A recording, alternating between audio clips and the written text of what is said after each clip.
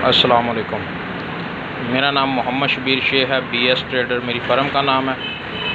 आज आप लोगों के लिए एक नई वीडियो लेकर आया हूं, जिसमें हम हार्पिक का बाथरूम क्लीनर बनाना सीखेंगे।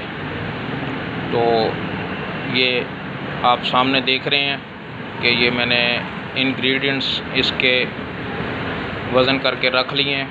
मैं इनकी डिटेल आपको साथ साथ बताता जाऊंगा और डिस्क्रिप्शन में भी मैं इसका फार्मूला मैं दे दूंगा। तो आइए चलते हैं, स्टार्ट करते हैं।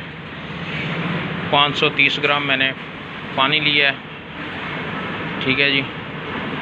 उसके बाद 15 ग्राम KOH पोटाशियम हाइड्रोक्साइड को 50 ग्राम पानी में मिक्स कर लिया, ये रखा हुआ है। ये है 15 ग्राम KOH पोटाशियम हाइड्रोक्साइड और 50 ग्राम पानी, इसको पहले मिक्स करके रख लिया। अब हम इसको 530 ग्राम पानी में मिक्स कर देंगे, ठीक है जी। ये इसको मिक्स करना है, अच्छी तरह मिक्स करना है।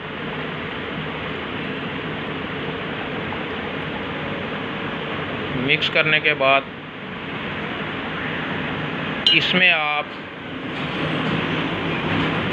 340 ग्राम लिक्विड ब्लीच ये मिक्स करेंगे, थोड़ा थोड़ा करके।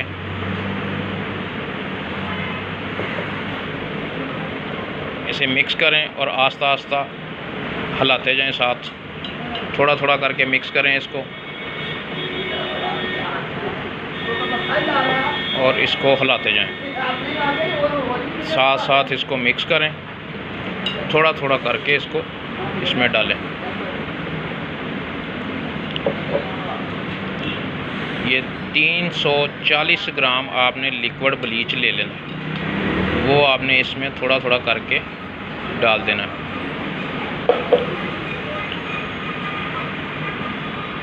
ठीक है जी।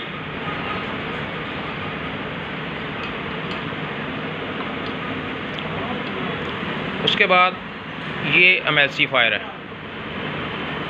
ये आपने लेना है 20 ग्राम, इसको भी आपने इसमें मिक्स करवा देना,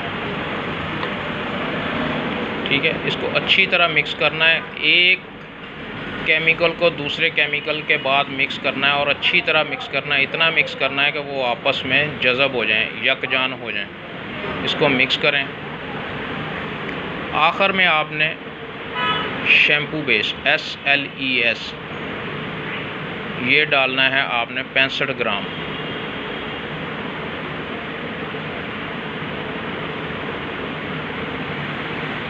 ये आपने 65 ग्राम इसमें शैम्पू बेस डाल देना, ठीक है। और इसको मिक्स करना है, अच्छी तरह मिक्स करना है इसको।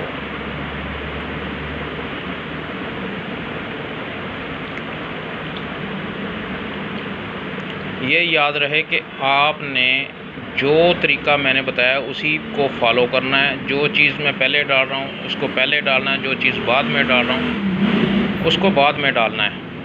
ये नहीं कि आगे पीछे कोई चीज़ नहीं करनी। इससे ये होता है कि आपका जो फिर केमिकल है या बाथरूम क्लीनर ये चीज़ बनाने में फ़र्क आ जाएगा और ख़राब हो सकती है।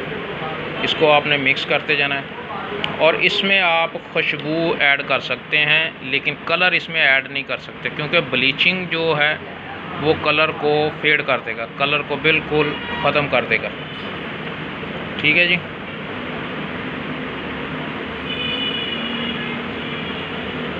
ये आपका बाथरूम क्लीनर तैयार हो गया है, ठीक है। अब इसको हम 10 से 12 घंटे के लिए छोड़ देंगे,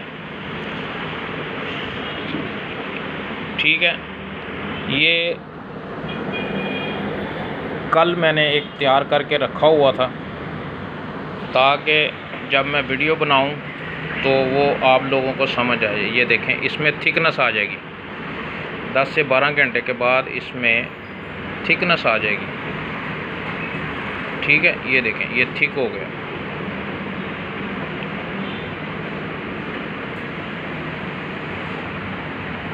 ठीक है जी। इसकी फार्मूलेशन मैं डिस्क्रिप्शन में दे दूँगा और नेक्स्ट इंशाल्लाह जल्द ही किसी और टॉपिक के ऊपर वीडियो बनाएंगे।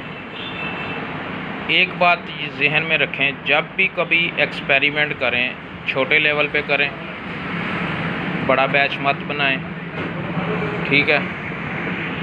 और जब पहली दफ़ा बनाएं तो जो तरीक़ाकार बताया जाता है उसी तरीक़ाकार के मुताबिक बनाएं, अपनी तरफ से कोई एडिशन ना करें, ताकि आपका हाथ सेट हो जाए। फिर बाद में आप केमिकल को आगे पीछे करके उसमें बेहतरी ला के मज़ीद इसको बेहतर कर सकते हैं। और आखिर में एक चीज़ और बता दूं कि आप ब्लीचिंग की जगह, लिक्विड ब्लीच की जगह आप हाइड्रोजन परऑक्साइड भी यूज़ कर सकते हैं, ठीक है जी। अल्लाह हाफ़िज़, अपनी दुआओं में याद रखिएगा। खुदा हाफ़िज़। अल्लाह ताला आपका हामी और नासर हो।